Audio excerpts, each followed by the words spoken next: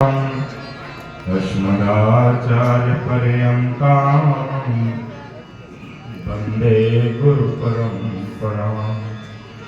यो नित्यमच्युतपदाम्बुजरुक्मरुक्मं व्यामोहतस्यैतराणितराणि मेने अस्मद्गुरुर्भगवतो सदैकसिन्धो रामानुजस्य चरणौ शरणं प्रपद्ये। अस्मद्गुरुभ्यो नमः, अस्मत्परमगुरुभ्यो नमः, अस्मत्सर्वगुरुभ्यो नमः। सज्जनों, माताओं, आप बहुत कम समय में आपका लूंगा, बशर्ते आप थोड़ा दो शब्द सुनने की कृपा करिएगा। आज हम सब बड़भागी हैं, जबलपुर वासी। इस जबलपुर को हमारे संस्कार धानी कहा जाता है।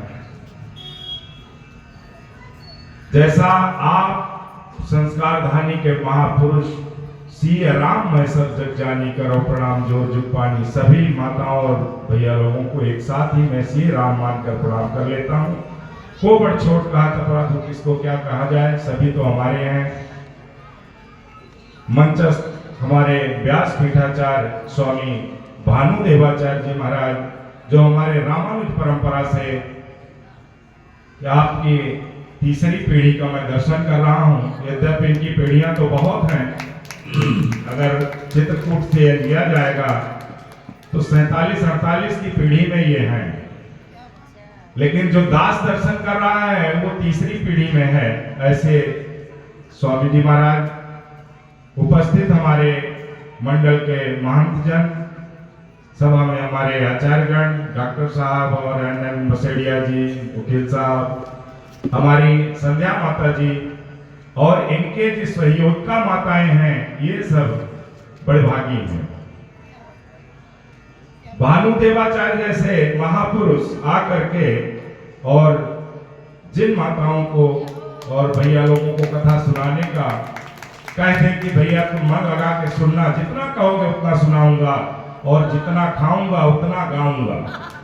हमारे यहाँ एक हमारे महाराज जी हैं, सुग्रीव किला पीठाधीश्वर महाराज जी, जानते होंगे।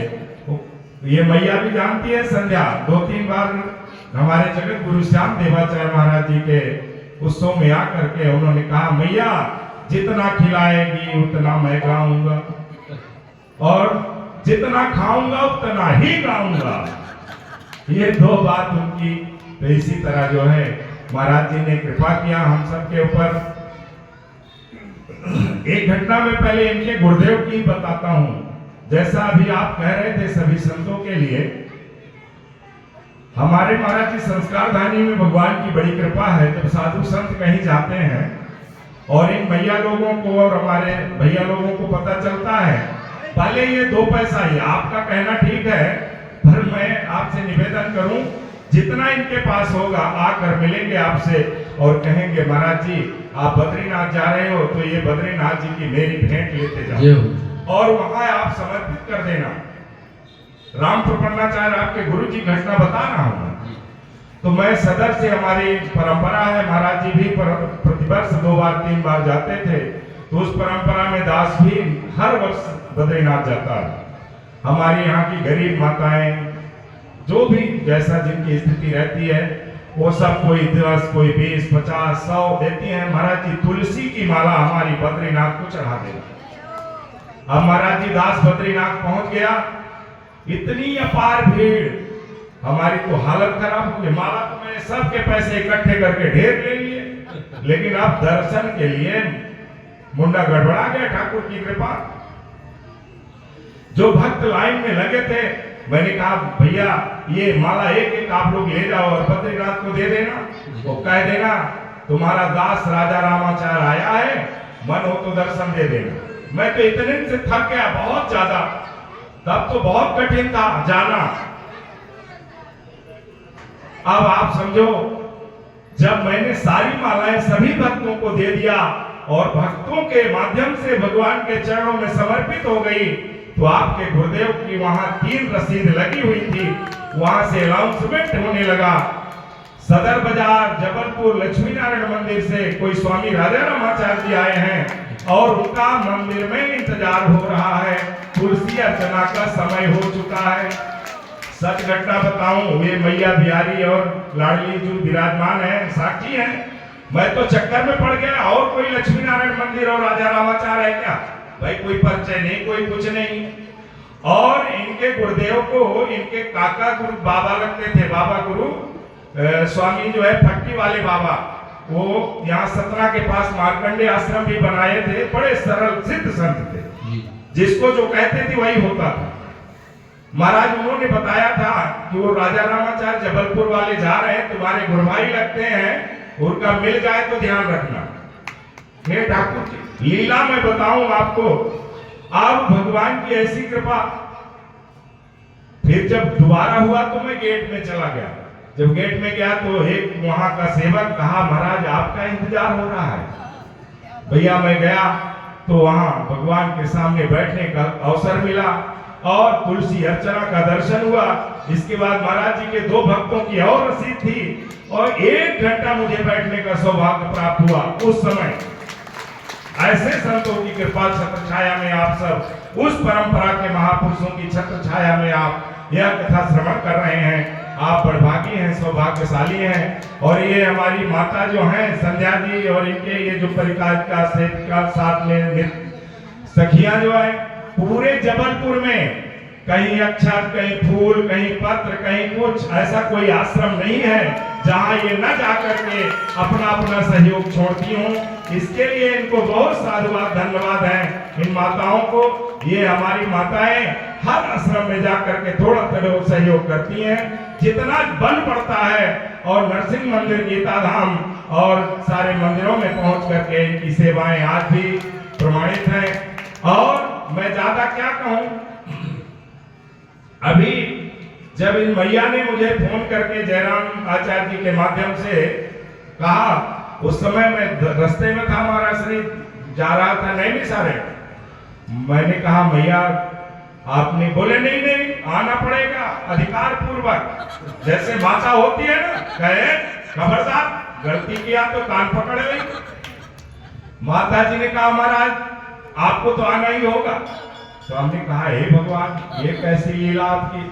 अब नैमिषारण्य महाराज जी बहुत दूर है, दास पूरी रात्रि और पूरा दिन चला, जयराम जी देवाचार्य के यज्ञ में शामिल हुआ और फिर रात्रि को वहां से चल दिया और रात्रि भर चल के और दिन भर चल के अभी 11 बजे मैं जबलपुर आया, सिर्फ आपकी कथा श्रवण करने और इन भक्तों का दर्शन करने।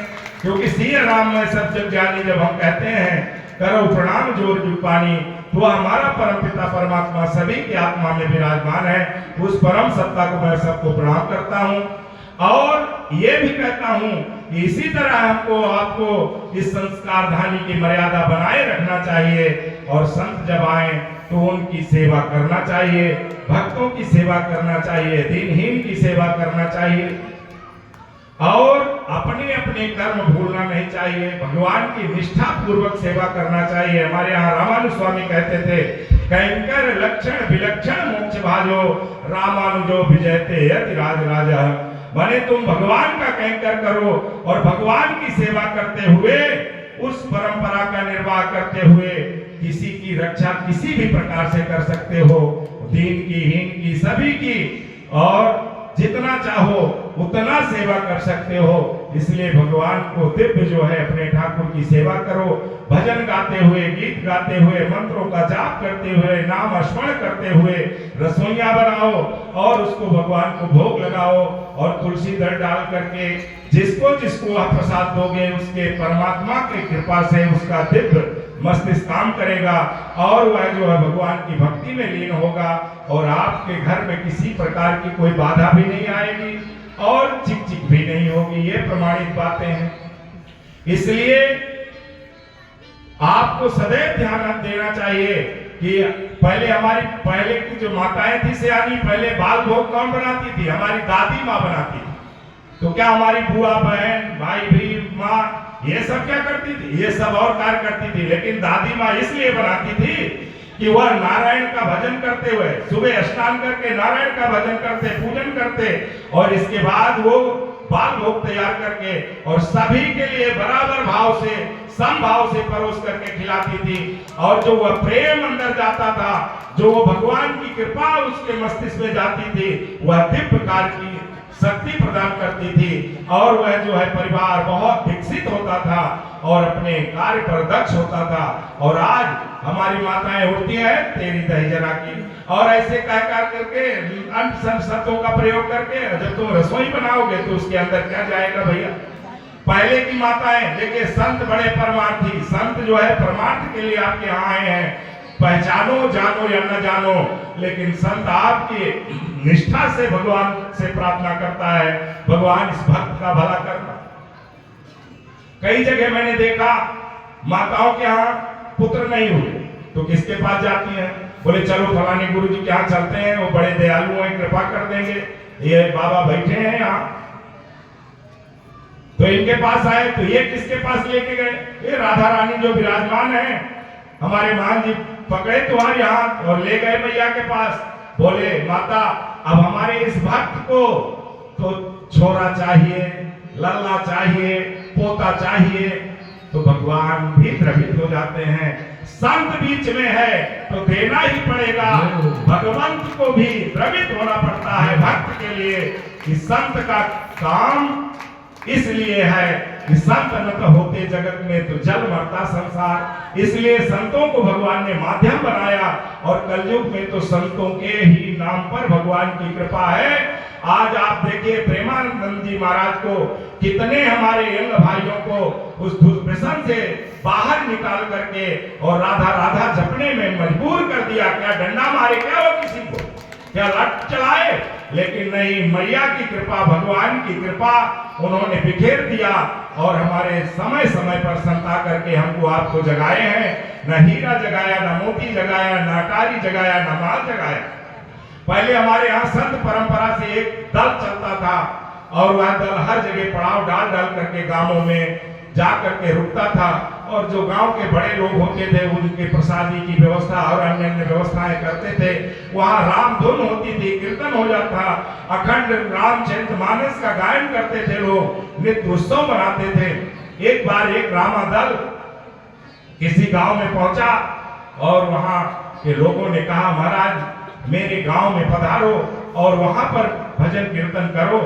उन संतों ने कहा भैया जो एक कोट यज्ञ करता है मैं उसी के गांव में जाता हूं और एक तो यज्ञ करने वाले के गांव में नहीं जाता हूं। अरे भैया देने के लेने पड़ गए। भैया एक कोट संत किसको ढूंढे, कौन गांव में यज्ञ किया है, कौन किया है, कोई नहीं किया। हर व्यक्ति करता है लेकिन समझ नहीं पाता कि हम किए हैं। वो सभी गांव के लोग अपने घरों में लौट गए। एक उनके गांव में सियानी मैया थी। लोगों ने कहा भैया हमने सुना था तुम लोग संतों को बुलाने गए थे। बोले हाँ माँ जी। किसी ने कहा हाँ दादी। तो बोले फिर क्या हुआ। बोले दादी उन्होंने कहा जो एक कोट यज्ञ किया होगा मैं उसी के गांव में जाता हूं और दूसरे के गांव में नहीं जाता। तो मैया ने कहा फिर तुम लोगों ने क्या कहा। बोले भैया हम सब तो मस्तक हो गए, उनको प्रणाम किए चले आए, हम लोग को कोई यज्ञ नहीं किया। अरे बोले पगले संत दरस को जाइए तज ममता अभिमान, ज्यों ज्यों पग आगे बढ़े कोटि यज्ञ समान। एक पैर उठाने में कोटि यज्ञ का फल है। मेरा संदेशा सुबह जाकर बाबा को कहना और सवेरे बाबा आकर यहाँ भजन करेंगे, राधे राधे गाएंगे, कृष्णा कृष्णा गाएंगे, राम सीता कहेंगे। वो हमारी परंपरा की माताएं, हमारे दादा पूर्वज, और उस निष्ठा को हम समझ नहीं पा रहे हैं। आज हमारे यहाँ गमी होती है तो हम पूछते हैं पड़ोसी से, कहो तू अरे यहाँ बाप मरे रहे कई दिन में क्या करे रहे। अरे कहे हमारे यहाँ समय नहीं रहा, तीसरे दिन कह लिया।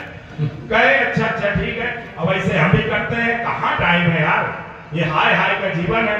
अरे क्या उस समय हमारे पूर्वजों को हाय हाय का जीवन नहीं था क्या। वो रोटी नहीं खाते थे क्या, वो घर में नहीं रहते थे क्या, सब लोग रहते थे।